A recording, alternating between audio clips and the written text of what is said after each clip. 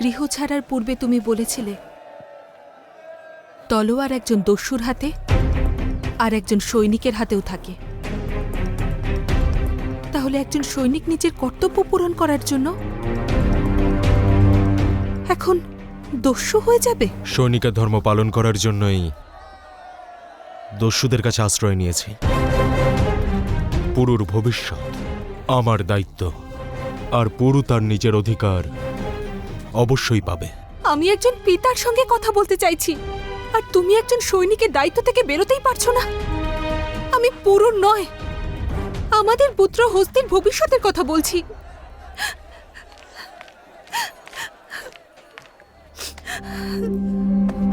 হায় আমার বাবা।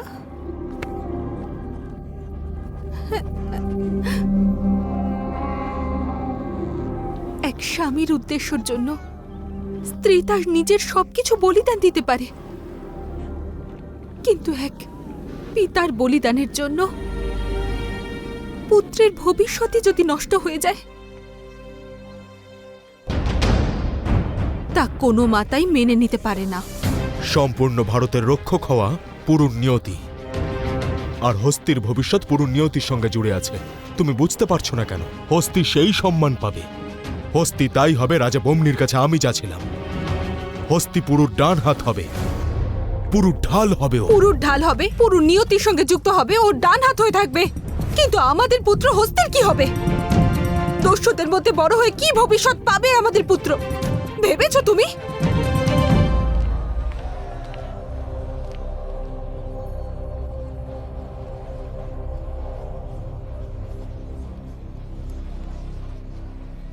দেখো, আমি তোমায় হস্তির উজ্জ্বল ভবিষ্যতের প্রতিশ্রুতি দিচ্ছি, কিন্তু পুরুর আসল পরিচয় কোনোদিনও যেন কারোর সামনে না আসে।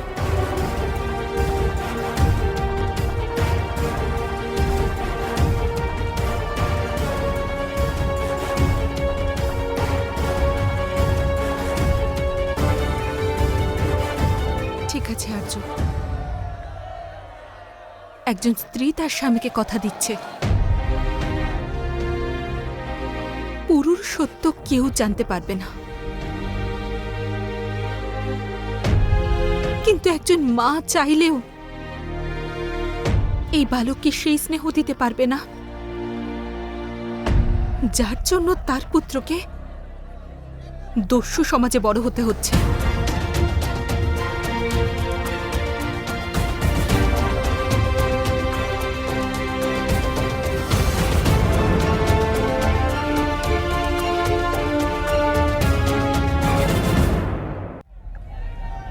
ভারতবর্ষের ভবিষ্যৎ পুরু বর্তমানে দস্যুদের মাঝেই বড় হচ্ছিল, আর পৌরব রাজ্যে সময়ের পরিবর্তন ঘটছিল। দারায়ুষ আর বম্নির একসাথে হাত মেলানোয় অনুসূয়ার অখণ্ড ভারতের স্বপ্ন ভেঙে যাচ্ছিল। এক পারস্য পৌরব রাষ্ট্রে বৃদ্ধি পেতে থাকল। পার্সিদের জিনিসপত্র আস্তে আস্তে ভারতবর্ষের সামগ্রী সরিয়ে স্থান দখল করল।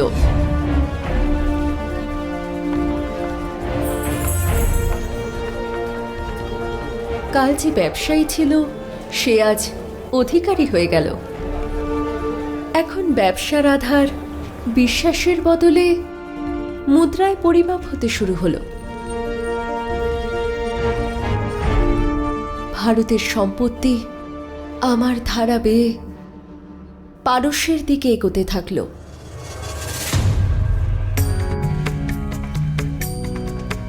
শিবদত্তশ্রী ভয় পেয়েছিল যে আবার কোনো অনুসূয়া বম্নির বুদ্ধিভ্রষ্ট না ঘটায়। সেই জন্য শিবদত্তশ্রী বম্নির বিবাহ সম্পন্ন করল তার বিশ্বাসযোগ্য পাত্রী সমর সিংয়ের বোন কাদিকার সঙ্গে।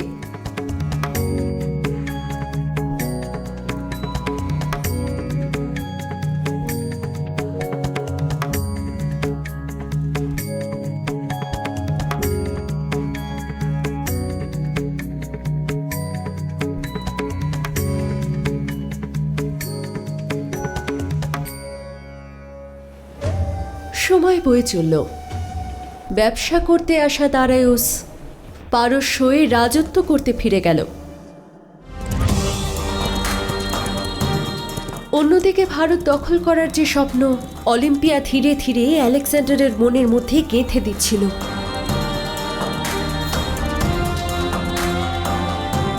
ওকে ভাগ্য বিজয়ী করে তুলছিল। আর আমার ছেলে, যে ভারতবর্ষের ভাগ্য বদলাতে জন্ম নিয়েছে, সে আমার বহমান ধারাকে সরিয়ে দিয়ে এগিয়ে চলছিল।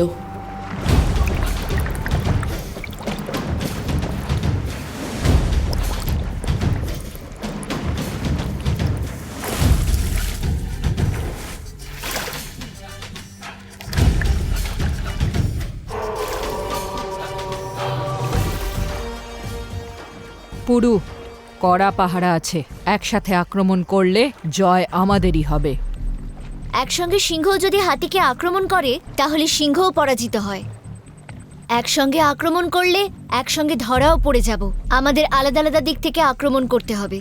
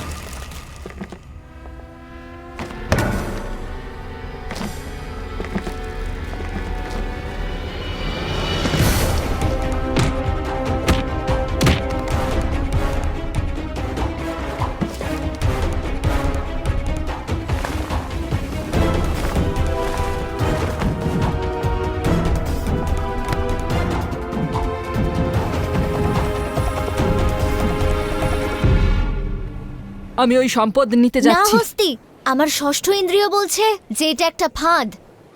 তুমি ছোট, আমায় শিখিও না। না হস্তি,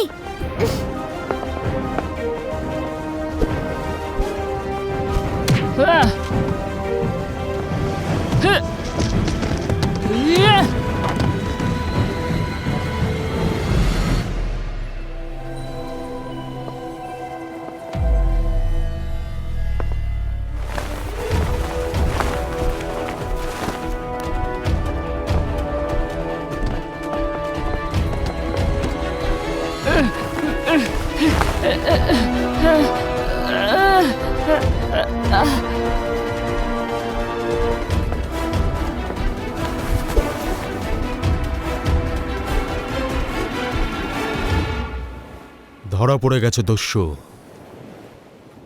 যদি এটা বাস্তবিক লুট হতো তাহলে এতক্ষণে তোমার শিরচ্ছেদ হয়ে যেত।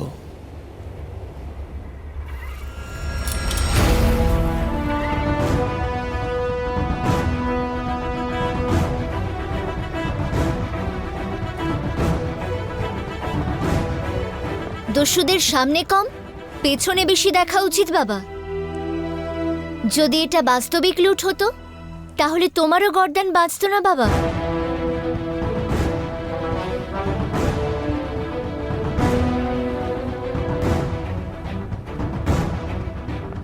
অভিনন্দন পুরু।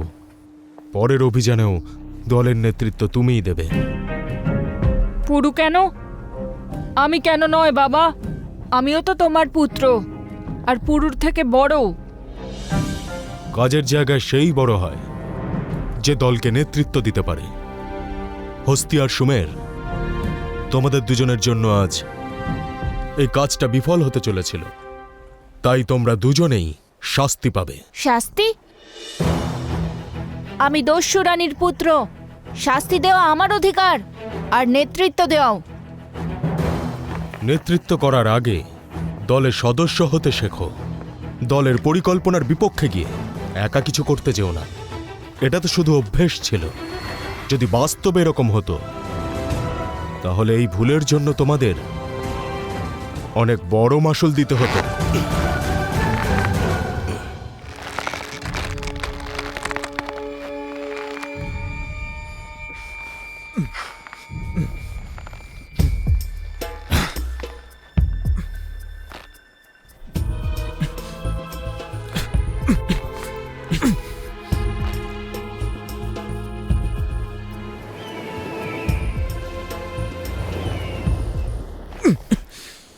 তোমার এত তাড়াহুড়ো করা উচিত হয়নি হস্তি। কিন্তু সুমের, ওই রত্ন তো তোমারই প্রয়োজন ছিল না? তোমার জন্যই তো আমি কিছু জানি না, তোমার জন্য আজকে এই অবস্থা। কিন্তু পুরু,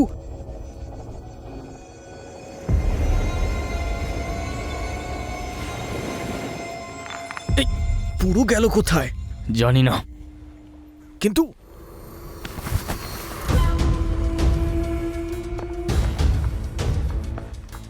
বহু বছর ধরে তোরা বিরক্ত করে চলেছিস, আজ তো সমস্ত সীমা পার করে দিয়েছিস।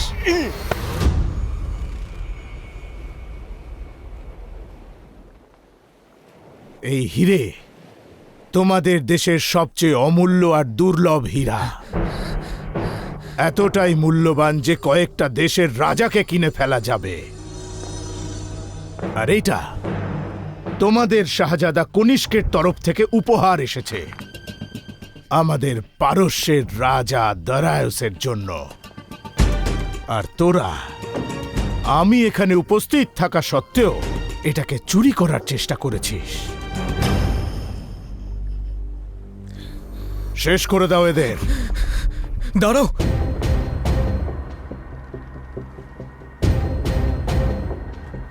আমার কাছে তোমার জন্য একটা সওদা আছে। বাহ, দস্যুরাও এখন সওদা করছে। ঠিক আছে, আমাকে এমন কিছু বলবে যেটাকে আমি না বলতে পারবো না। দেখো, আমাকে ছেড়ে দাও, আমি দস্যু রানীর ছেলে। অনেক ধনরত্ন এনে দেবো তোমাকে। হ্যাঁ,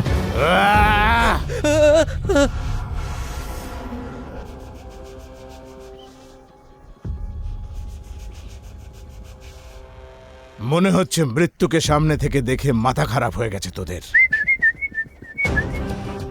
আমাদের মাথা নয়, তোমার সময়টাই খারাপ চলছে। ও এসে গেছে। কে?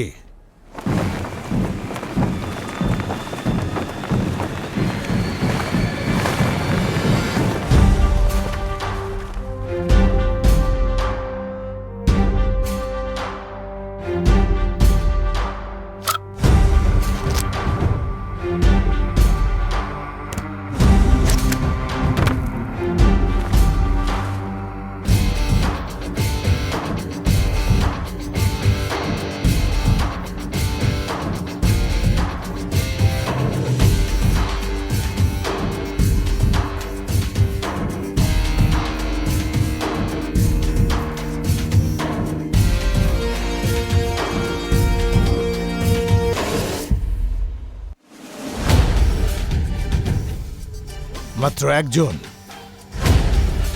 বাকিদেরকেও ডেকে নে।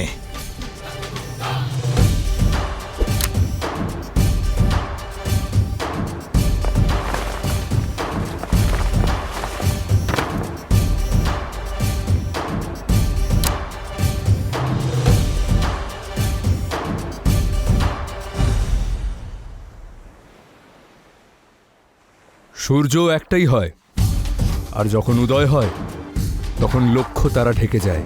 তোর পরিচয়? পুরু। পরশ।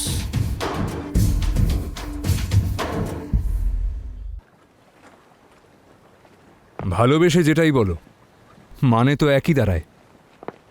আজকের পর থেকে তুই আর কারোর ডাকে সাড়া দিতে পারবি না। আর আপনিও। আর আমি ভেবেছিলাম ফার্সিদের অনেক বুদ্ধি থাকে।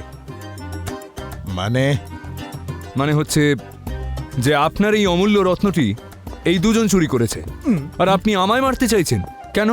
এই দুজনের বিপক্ষে সাহায্যও করেছি আপনাকে, আর আপনি আমায় মারতে চাইছেন। এই দুজনের বাঁধনও কেটেছি আমি, যাতে আপনি এদের দৌড় করিয়ে করিয়ে মারতে পারেন এবং একটা উদাহরণ তৈরি হয় যে দস্যুরা যাই করুক, কিন্তু একজন ফার্সির বিরুদ্ধে কখনো না যায়। আরে কারণ আমি এটা মনে করি যে একজন ফার্সি অত্যন্ত বুদ্ধিমান এবং শক্তিশালী হয়। কি ঠিক বললাম তো আমি? দেখো মিত্র,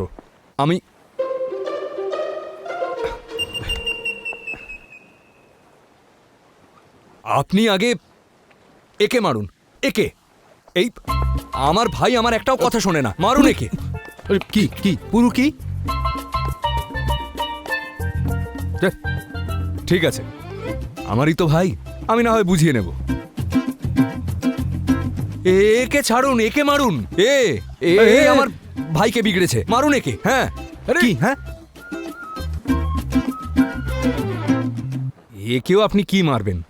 দস্যুরানীর পুত্র, তাও একমাত্র। হ্যাঁ, আর দস্যুরানী আমায় খুব ভালোবাসেন, তাই একেও ছেড়ে দিন। দেখুন মিত্র, কাদার স্বভাবই হচ্ছে ময়লা করা।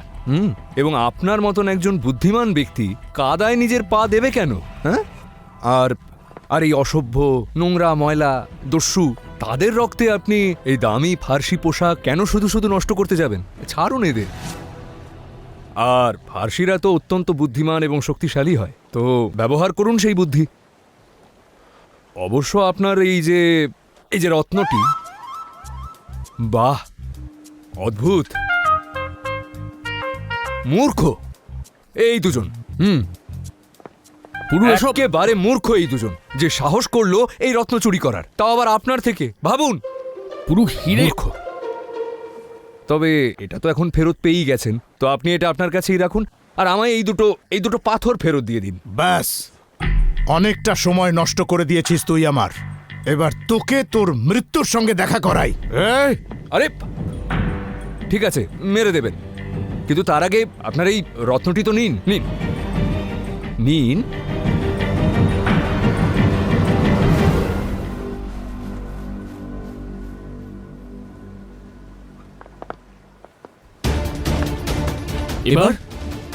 এবার পালাও।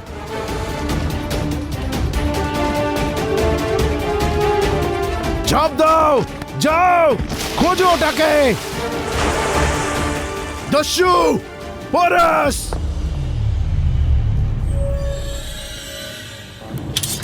এবার তোর মৃত্যু নিশ্চিত। পুরো কি করছিস? চল এখান থেকে। ভাই, এ তো ভয় দেখাচ্ছে আমাদের। আরে ভয় দেখাচ্ছে, তাড়াতাড়ি চলো এখান থেকে। এত তাড়া কিসের সুমের? আগে ওকে এটা তো বুঝিয়ে দিই যে মৃত্যু আর দস্যুতে যে উকারটি আছে সেটা শুনতে কেমন লাগে।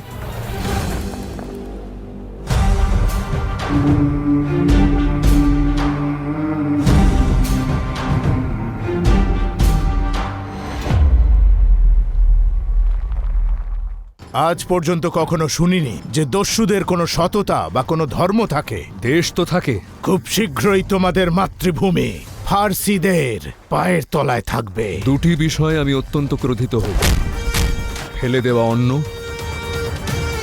এবং মাকে গালি। তো যাওয়া যাক এখান থেকে। এদের সঙ্গে না নিয়ে আমি যাব না। কৃপা করে আমাদের এখান থেকে নিয়ে চলুন।